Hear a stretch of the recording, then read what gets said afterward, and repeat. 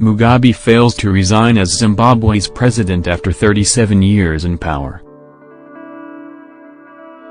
President Robert Mugabe of Zimbabwe, in an address to the nation, has vowed to stay in power for several weeks, despite intensifying pressure on him to stand down. In a live TV address, Mr. Mugabe said he would preside over the ruling party's Congress in December. NAGE.com gathered that the Zimbabwe's leader was to make a live television address on Sunday, November 18, the state television had announced, as the veteran leader faced the apparent end of his 37-year rule.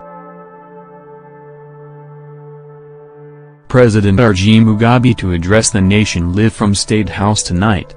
"Please stay tuned," said a ticker announcement on the Zimbabwe Broadcasting Corporation channel. The U.S. News has reported that Zimbabwe's President Robert Mugabe is resigning after nearly 4 decades in power, according to an official close to the talks on his departure.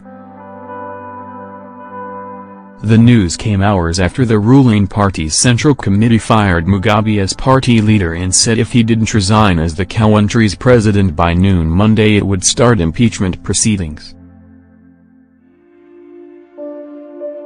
Mugabe addressed the nation on state-run television but remained defiant. The official close to the talks spoke on condition of anonymity because he was not authorized to speak to reporters. "It is an extraordinary end to 37 years in power for the world's oldest head of state, who had vowed to rule until death." The 93-year-old Mugabe has been under house arrest since the military moved in Tuesday, angered by his firing of his longtime deputy and the positioning of unpopular First Lady Grace Mugabe to succeed him. Mugabe tried to buy time in negotiations with the military on a dignified exit but quickly found himself isolated. Tens of thousands of people poured into the streets of the capital Saturday, to demand that Mugabe, one of Africa's last remaining liberation leaders, step aside after overseeing the once prosperous country's economic collapse.